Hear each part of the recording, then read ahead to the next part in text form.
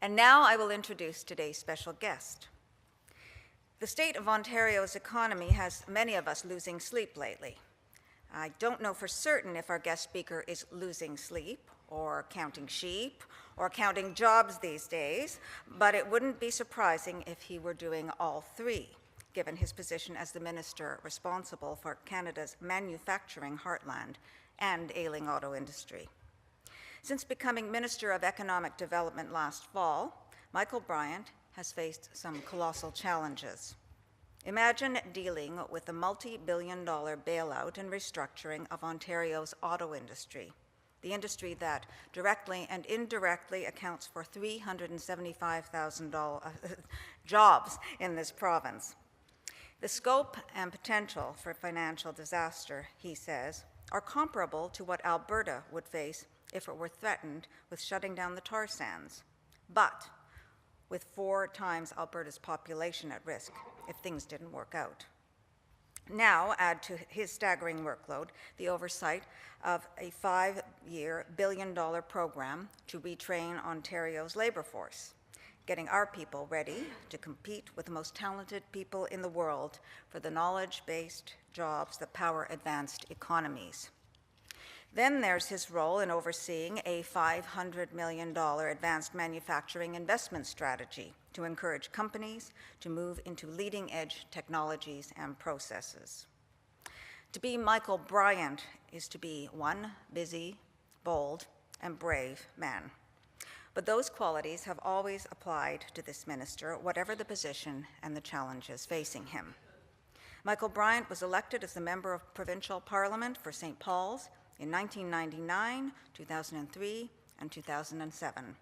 He was awarded Now Magazine's Best Toronto MPP Award in 2008.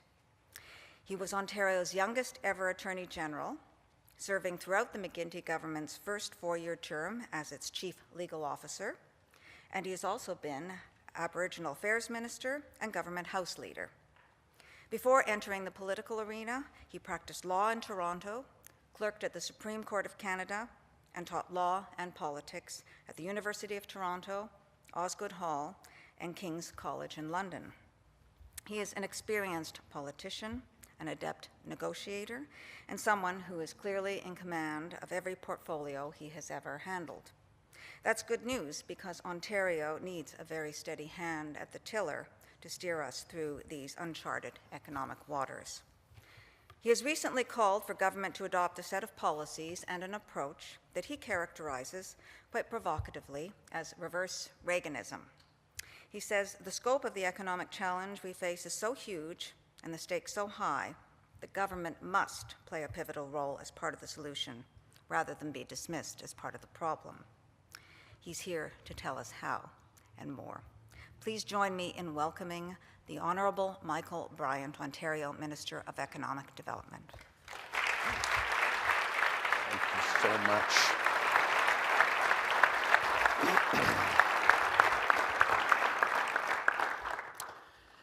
Thank you very, very, very, very, very much. And thank you for that introduction. Thank you for being here. I should also say that I received this great appointment as Minister of Economic Development on the Thursday before Lehman Brothers fell.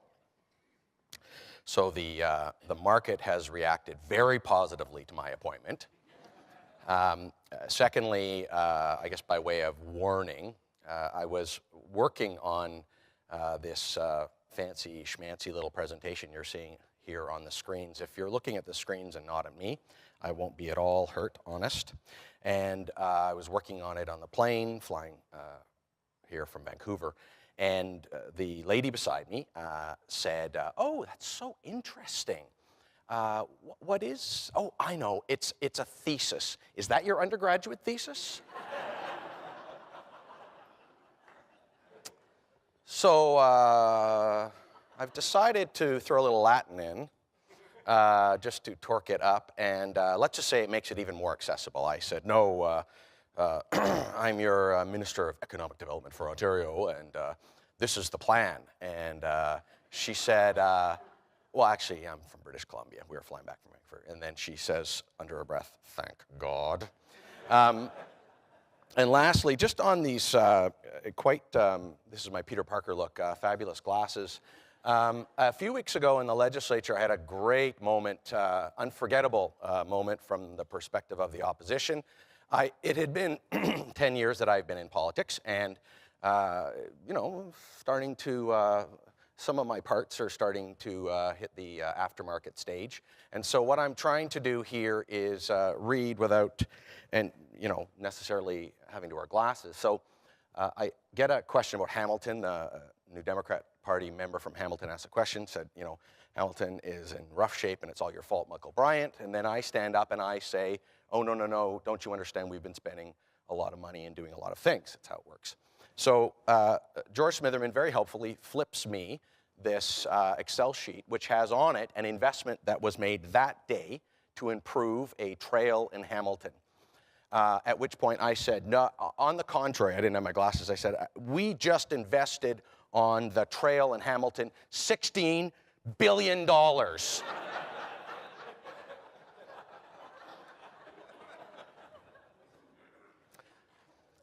Thus the glasses.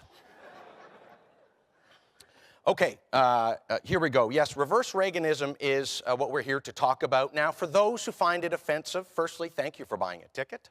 Secondly, for those who find it offensive, I want you to think that it's not that Reagan was wrong and that supply-side economics was wrong for its time. I am not saying that. It may very well have been right for its time, and considering that he led his country out of the malaise and the recession of its time, his approach must be right. So the great communicator and his supply-side approach, his monetarist approach, was right for its time.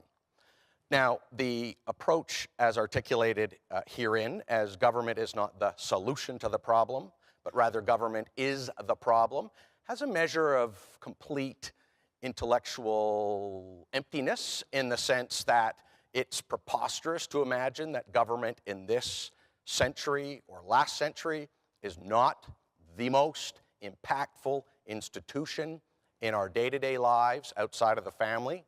But be that as it may, we will just freeze for the moment as to whether it's right or wrong and just say it's not the approach for this time. Rather, the approach for this time is what I'm calling reverse Reaganism. The other way to put it, I suppose, is Obamanomics. Now, I could just as easily call this McGuinty-nomics. In fact, Dalton McGuinty was ahead of his time and ahead of the curve on the demand-side approach to economics and on what I'm going to call the super-ideological approach. More on that in a moment. But if I called it McGuinty-nomics, then you might think this is a partisan speech, and it's actually not a partisan speech. So Obamanomics is literally reverse Reaganism. These are his words. The question we ask today is not whether our government is too big or too small, but whether it works. So this is the dirigiste approach where the state is controlling the economy. You need to think de Gaulle, not Thatcher. It is indisputable, I say, that the state has to play this primary role in the economic recovery. I actually have not heard any political figure or economist, and maybe you're here and you will get a chance to provide a rebuttal later on, say that in fact, no, the best thing right now is less regulation over the financial system in the United States. Apparently there is somebody who is against that approach. With enormous power, I should say. In fact, we should have less regulation in the United States when it comes to the financial sector, and we don't need any more stimulus in the economy. Nobody is saying that.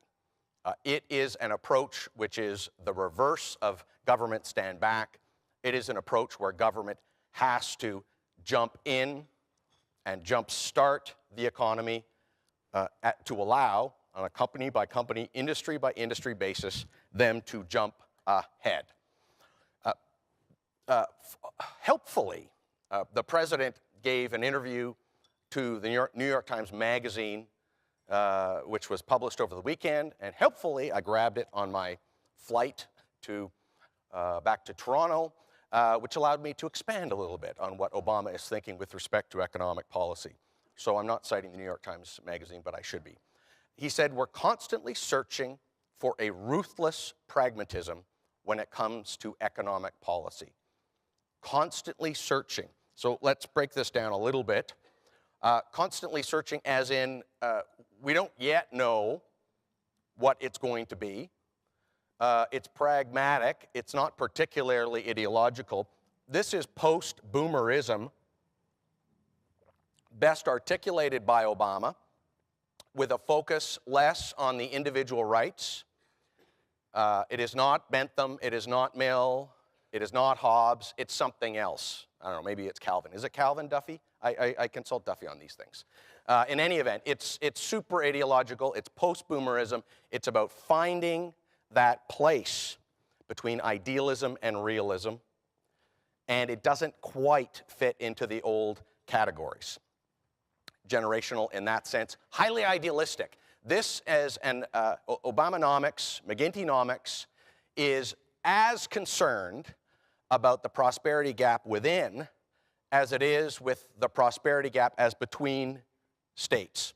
So it's not just about Canada becoming more competitive, but it is also about individuals more sharing in the wealth within an economy. Certainly something that is a focus of the president, of this premier, and a number of premiers across the country. More on that fiscal federalist moment later. But it's early days. I mean, he says we're searching for this. These are early days. I mean, these are early days in his presidency, but it's early days in this new reverse Reaganomic economic think, which means, amongst other things, there's going to be some mistakes being made, but governments that search and take some chances and maybe make some mistakes, I do believe are going to be governments that at the end of all this will have the jurisdictions that are the most competitive. So, other point is, reverse Reagan economics is about, drum roll please, economics. This is different. For the last 15, 20 years, economic policy, industry policy in particular, has been off stage. It's been the grace note, not the primary sound. It's off stage, it's not center stage. It's, oh yeah, industrial policy, and then references made by governments to fiscal policy. It's been all about the fiscal up until this economic crisis. There was a focus on revenues, there was a focus on costs. Within government, it was all about the budget and balancing that budget. And thank goodness, the current Ontario government, and thank goodness, Finance Minister Paul Martin and Prime Minister Chrétien balanced our budget. But now, as we can see from the state of our deficits, the fiscal is not the primary test, and now it's all about economics. That's new, and amongst other things, it means this. It means that part of the Ministry of Finance, federally and provincially, that had this massive fiscal focus has to shift, to an industrial policy focus. And it means that the ministries of economic development, mine, amongst others, are more powerful within a government. No, are playing a very, very different role within a government. And in fact, are part of policymaking that drive a particular government agenda. So it's less about the fiscal, it's more about industry policy, and it has to be strategic. Okay, so what's going on out there? I think everybody knows consolidation battles, fighting for a shrinking market share. There we go, it's shrinking on the slide. And this was the part where she said this looks like a high school thesis. Multinational haircuts galore. And there we go. And okay, enough fun for Michael Bryant. The multinational haircuts being this. We have a situation, particularly in Ontario and in Canada, where the multinational subsidiaries are in competition with their brethren to avoid the guillotine. So will it be the office or the plant or the operation in Tennessee, or will it be the one in Ontario? And governments have to play a role in assisting those companies in these consolidation battles to survive. It's critical that they survive. If they don't survive, then there's absolutely no chance that they can thrive. Starting out from this recession, companies are going to be in a certain state. And Buffett absolutely is right. He says it's only when the tide goes out that you know who was swimming naked. We have a lot of bathing-suited companies out there in Canada who are in a good position to survive and thrive, partly because of the government finances, mostly because of the state of those companies, the innovation that they have undertaken, and the state of their balance sheet. But make no mistake about it, in the current economy, flat is the new up, okay? Flat is the new up. It means if you can survive this time, you will come out of the recession, the reset, and the recovery in a position to leap ahead of your competitors. Government's role is not only to help the new disruptors leap ahead, it is also to help those instances within consolidation battles where it's 48-52. There's a chance that that subsidiary might be closed or shrunk, or there's a chance that it might grow. And governments have to step in and try and address costs, try and address subsidies. And that's the business that government's in. It's the government as entrepreneur. More about that in a moment. Little spotlight on Canada itself and the state of the Canadian finances and economy. Obama referred to the Canadian approach as the right approach. We like third-party validation, particularly from the President of the United States. And he referred over the week, in this weekend publication, this interview, as the Canadian approach, singled out Canada as having the right approach when it comes to its fiscal situation, when it comes to the state of its economy, and he also said with respect to the choice of Minister of Economic Development. No, he didn't say that. That part was edited out. Banking system, I think everybody knows, has been ranked #1 by a host of institutions and organizations. Stock market, interestingly, now obviously all stock markets have been performing in a way that is in the negative, but which is performing better than any other? It's interesting. The United States is much higher than you would think. Russia is in the basement, but Canada is #1. That's as of a couple of weeks ago, thanks to Dr. Sherry Cooper at BMO for providing those numbers. I don't know if that's the case today, but regardless of whether we're #1, #2, or #3, it's obviously a massive indicator of how our economy is doing and how we're going to do coming out of this. Treasury's fiscally sound. We went into the recession with balanced budgets in most cases. Tax rates and industrial policy highly competitive, particularly in Ontario.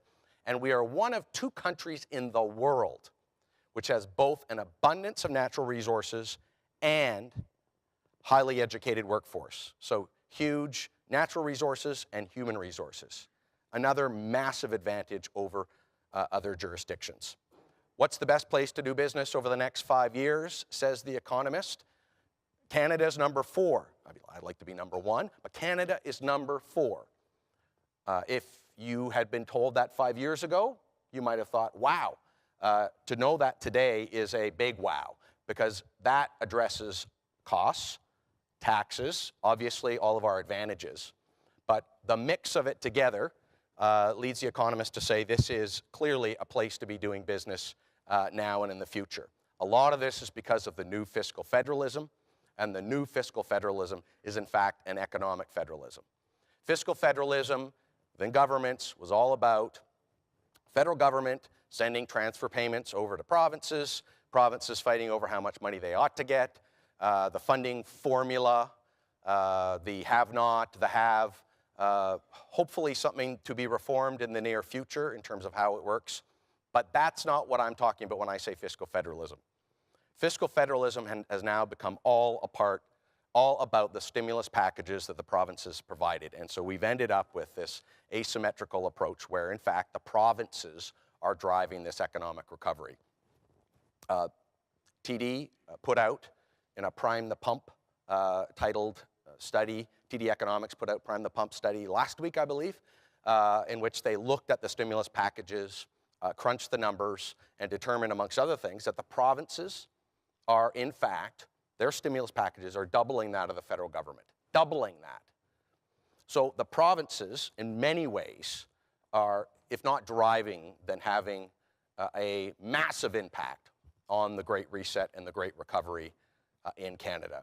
Because it's provincial, you'll get somewhat different responses in each province, the laboratories of democracy at work.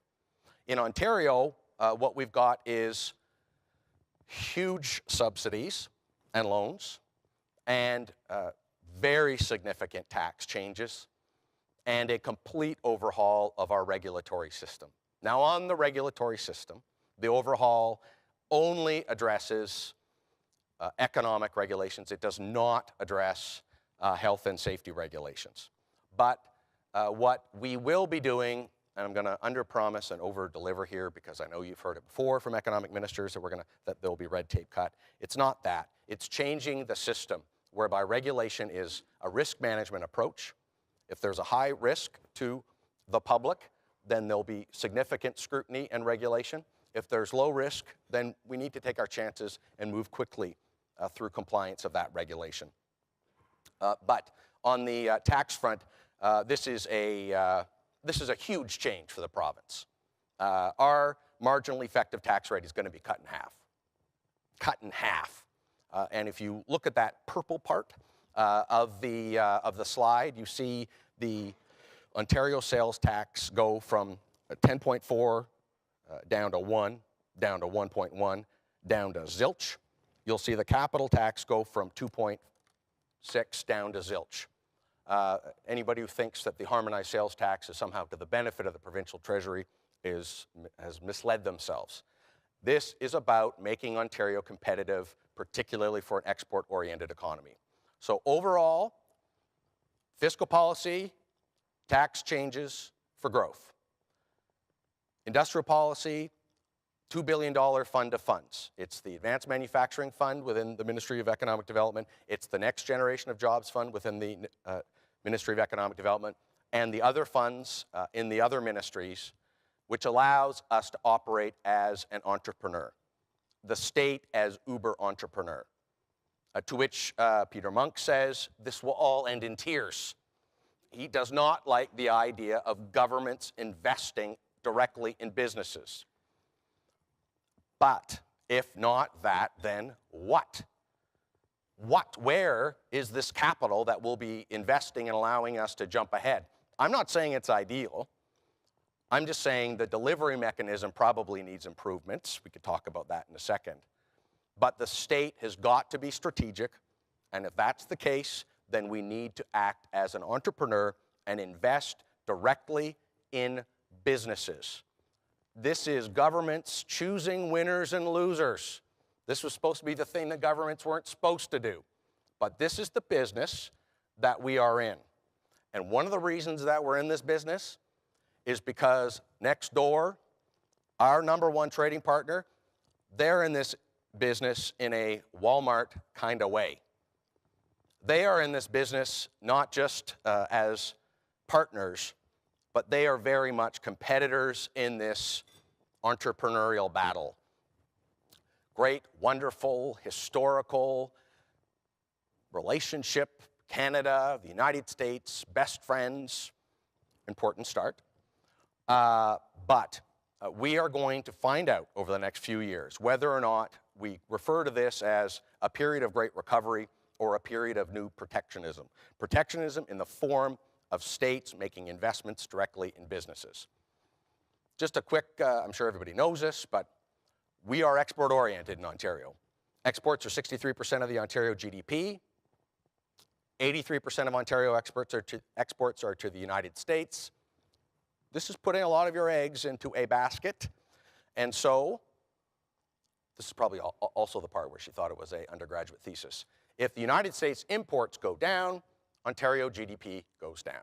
If more stuff is being made and value added in the United States, it is going to be to the detriment, to a certain extent, of Ontario. This is a problem because we're in a battle with the United States on an economic battle, particularly around energy products. $16 billion down payment, says the president, in the U.S. stimulus bill, in the form of retrofit funding, but also in the form of development of battery technologies in the form of alternative energy, and the investment in a national smart grid. A national smart grid. Not something that we have here in Canada, mostly for constitutional reasons. So big bucks are being invested in the United States, big bucks, into a big grid and into a new big energy sector. It's not $13 trillion, but Judge Posner, University of Chicago school guru, and has recently put out a book where when he adds up all the money, it's a $13 trillion stimulus package that's being put into play when you add up all the bank and auto and loans and everything else. $13 trillion. I mean, there's just never been anything like this in our history. And that is the competition. The other good news is, in the first 100 days with this administration, we worked very, very, very, very closely together. From even before and during the first 100 days, you had at the political level, at the officials level, you had provincially, federally, and of course, US federal side, complete integration in response to the integrated auto industry. It was completely integrated. As a result, it makes it more difficult, and it hopefully avoids a situation where unwittingly the United States is going to engage in policies that have a particularly negative impact on Ontario and on Canada. So this is good that it started that way.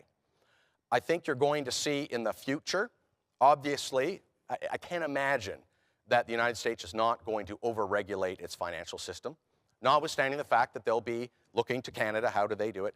Congress. I can't believe that Congress is going to get it right. I mean, believe me, I hope they do. I really hope they do. But I think we're going to see some flight of capital from the United States to Canada. Why? Because Canada is going to have a solid and solidly regulated, but not over-regulated financial system. This is going to be very good for us. I don't know in the post-recovery recession, and there will be one, how can there not be a post-recovery recession involving inflation when you have $13 trillion invested in the United States over a very short period of time? How Canada will benefit. Economists will help me on that front. But Canada will probably be, because of the state of our balance sheet and financial system, in a better place.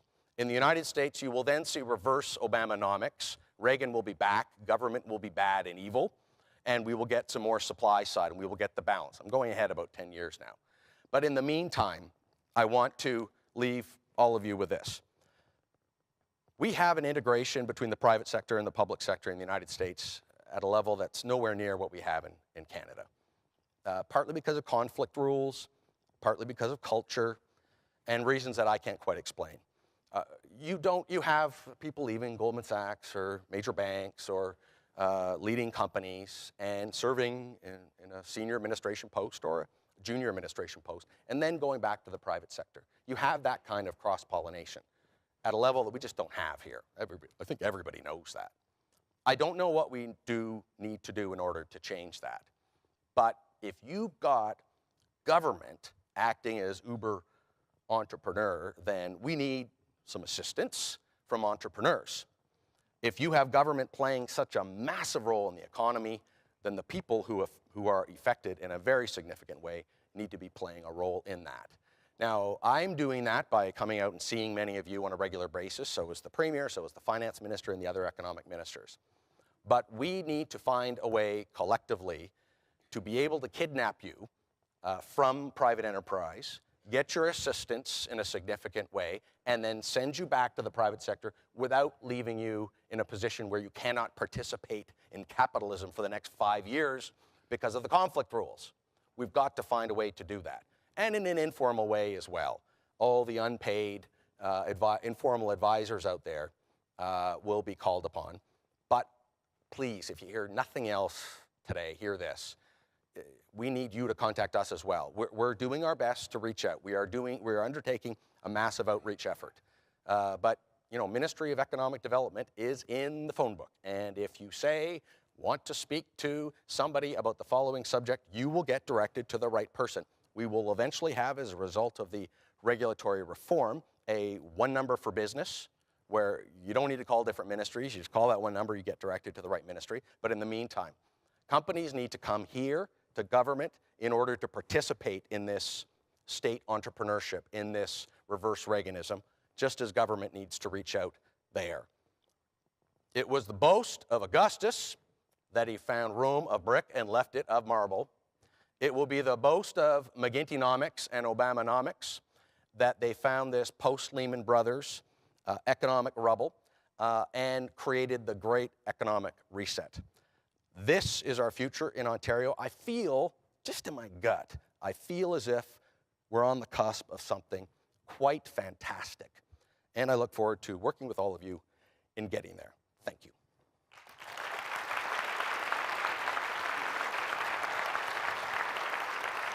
Okay.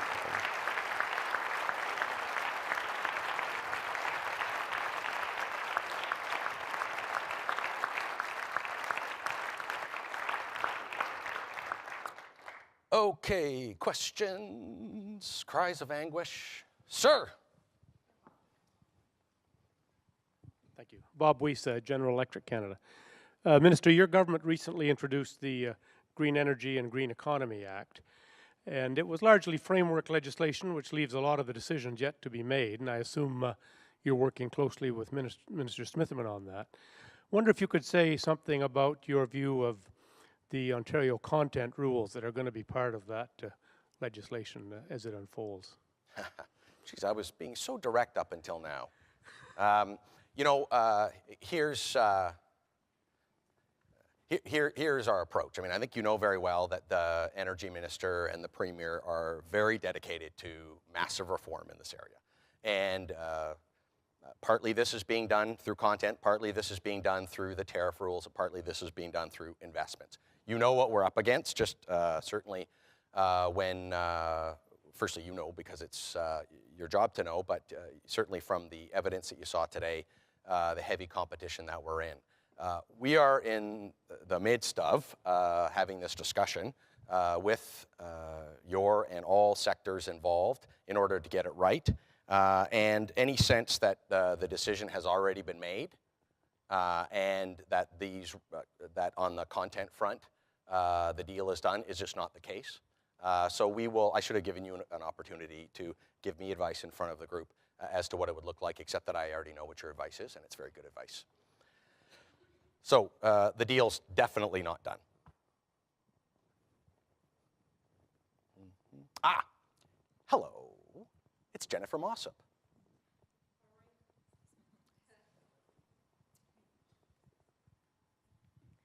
I think the evidence is in this room that everybody would like to be a dance partner with you and your government.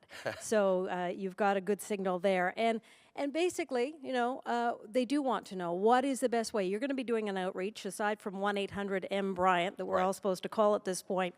What is it you're going to be looking for? How can we really engage? There are a lot of traditional programs still in place. You referenced Next Generation Jobs Fund and those sorts of things. But I think from what we're hearing, you're looking for something a lot more dynamic. Can you give us a little bit more specific direction? Sure. No, good question. I mean, it's going to be on both sides. I mean, I think it's Microsoft, just in case I'm violating their copyright here, it's Microsoft who said it's everybody's business to be in the business of economic recovery. And so it's going to require on both ends. It is. So, you know, just as there are different ways of approaching capital and getting capital, and just as there are different ways of approaching investors and suppliers, I think business has to undertake that same effort when it comes to approaching government. The flip side of it is this. We need to put together, and we are putting together, a team that'll have some private, some public. We will literally go out and approach those 50 companies that are in that 50-50 land, by which I mean on the subsidiary side, by which I mean those that could go out of the province or could stay in the province. And we need to find a way to keep them in the province because flat's the new up, and if we can keep them here, then they'll thrive. After that, I don't know. I mean, I know I'm only supposed to talk about things that I know here in speeches, but I don't know. I don't know the way to get there. Does it require conflict change rules? I don't know. I do know that we have a system in Ontario that is less restrictive than federally. And so, you know, a lot of it is just getting people to think about it for the first time. and as you would know, getting some earned media, as we call it, to try and inspire the private sector to play a role in this economic recovery, because quite understandably and rightly, they would see reverse Reaganism as something that could be done right or not. And so the more help, the better. Oh, boy. There being no more questions, I like that idea. Oh, I thought I was off the hook. Hi, Adam Khan from Ryerson University. Given all that's going to be on your plate in terms of making decisions, what are the indices or sectors that are going to, or how are you going to be guided as to where you're going to prioritize in terms of these industries and sectors? How are you going to know where this money should go? Well, I mean, that is the question. I mean, it is such a good question. I mean, I'm going to give you an answer. It is such a good question. But is there right now criticism of the government's focus on aerospace, life sciences, nanotechnology? No, there could be. Is there criticism of an advanced manufacturing strategy, which involves a $500 million loan program? It's obviously directed towards manufacturing. Is it white coat manufacturing, or is it the other? What is it? The problem with entrenching the strategy, I mean, the good news is you need to have a strategy. So that's the searching for the strategic approach to the investment of the money. The mistake would be, I think, to do it in a way that governments would typically do it, which would be to set up a set of guidelines that would hem in our ability to respond to the changing economy. But the short answer is to build on our strengths for about 2/3 of the economy. So where we are strong, we seek to be stronger. And for the other 1/3 of industry, we try and invest in disruptors, in emerging technologies, and most of this is done out of the Ministry of Research and Innovation. In emerging technologies, we take greater risks in order to potentially build a new cluster or build upon a new cluster that will be our future. And I could list all those industries in the first 2/3 right now, and if I got just half of one wrong, I would hear about it, so I'm not going to do that.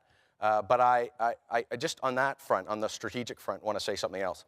We're pairing up with Quebec as well in a way that we have not before.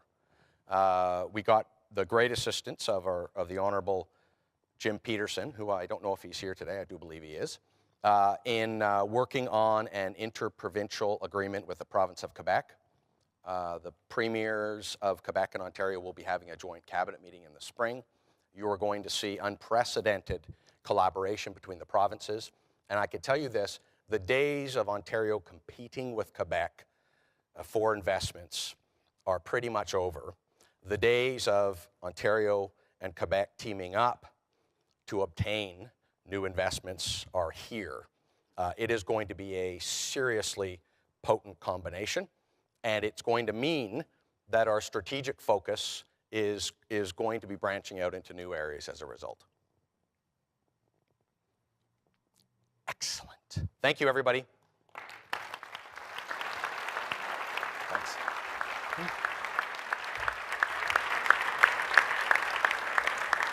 Thank you, Minister Bryant. I'm going to call on Amanda Lang, Vice President of the Canadian Club, to offer official thanks on behalf of the organization.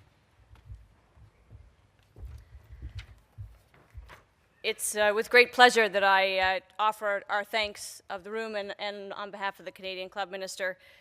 I gave some thought to Minister Bryant's to-do list ahead of this. He's a busy guy. You see him on television and in the newspapers. Sometimes it seems near daily. I thought it would look something like this. Wake up, hit the gym, take the kids to school, buy car company, explain to taxpayers why buying car company, good idea, go to lunch.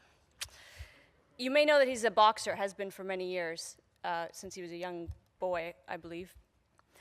It's a sport that takes bravery and quick footwork, which I think is a good combination if you're going to tell any room that government is good. I think he did a pretty good job. It is true, yeah.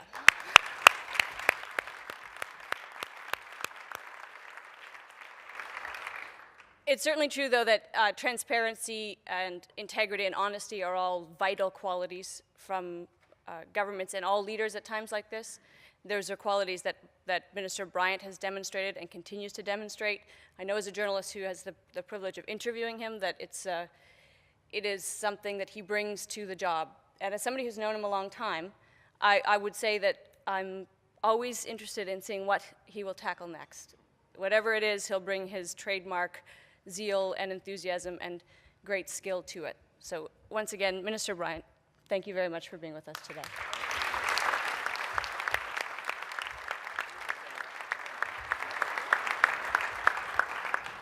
Thank you, Amanda. Thank you again to Minister Bryant, and thank you to all our guests for joining us here today. This concludes our television programming, which has been broadcast live on Rogers TV, and this meeting of the Canadian Club of Toronto is now adjourned.